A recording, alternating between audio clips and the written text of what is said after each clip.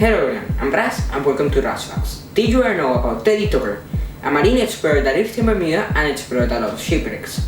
He found Tucker's Cross, a emerald 22-carat gold cross that belonged to San Pedro, a Spanish galleon that shipwrecked in 1594, which he then sold to the government for $100,000 with one condition, that it would stay on the island, only for it to be stolen in 1997 when the Queen arrived there, which is pretty ironic. Welcome to my source brief, random interesting facts.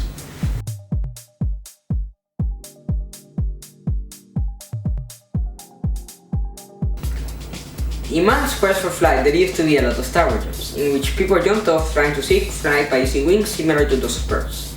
One of the only successful people to do this was a badass in Infernus, who attached a couple of wings to his body and feathers and managed to fly for a bit until he hit the ground and hurt his back, which was probably not a good idea to begin with. George Cayley was an English engineer and aviator who understood and explained the underlying principles and forces of flight, and proposed a fixed-wing flying machine with separate systems for lift, propulsion, and control. And he identified the forces of weight, lift, drag, and thrust. Yuri Gagarin was the first man into outer space, using the Apollo 1 to complete one orbit around the Earth, obtaining a great milestone in the space race and managing to get hit off the Soviet Union, which was the highest rank of his nation.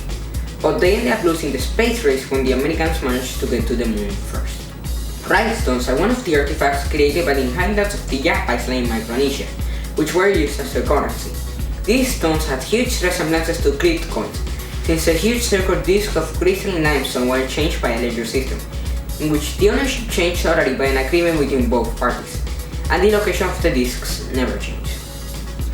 There once used to be a rivalry between Edward D. Cope and Otto Nierzimash, which were two paleontologists who gave start to the dinosaur bone wars, which were basically competitive fossil hunting in which both of them used methods to try to outdo the other in the field, such as bribery, theft, and the destruction of bones, and even resorting to ruining each other's reputation, which resulted in their funding being cut.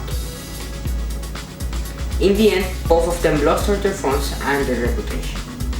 During the 1939 to 1940 winter war between Finland and the Soviet Union, there was one soldier who was the deciding point of how it went down. Simo Hayo was this soldier, nicknamed the White Death by the Soviet Union. Simo is the best sniper in the world and one of the best soldiers, having killed over 500 men during this war. Of these, 259 were using a sniper, which is more than anyone in the world at any point. He always preferred to use iron sights, although during the end of the winter war he was seriously injured by an explosive bullet, making him hospitalized for 14 months. But because of all of his efforts and all of his fellow soldiers, Finland won the war. The Stanford Prison Experiment was a social experiment that tried to investigate the effects on the mind of perceived power between prisoners and prison officers.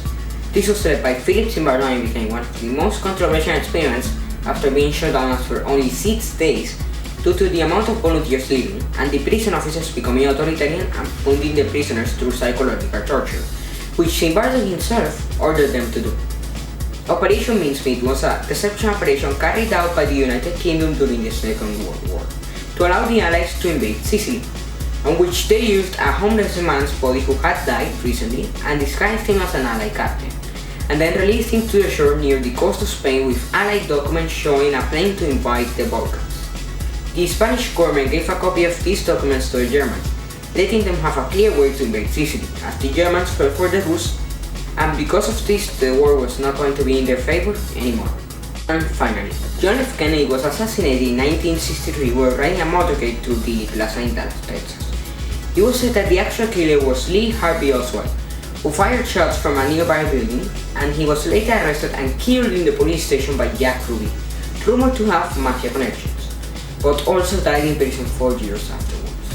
After this event, many conspiracy theories were created, like there being a second gunman since Lee Harvey Oswald could not have shot him where some of his injuries were. Because of this, there was a possibility of a second killer, and the HSCA said that it could have been possible.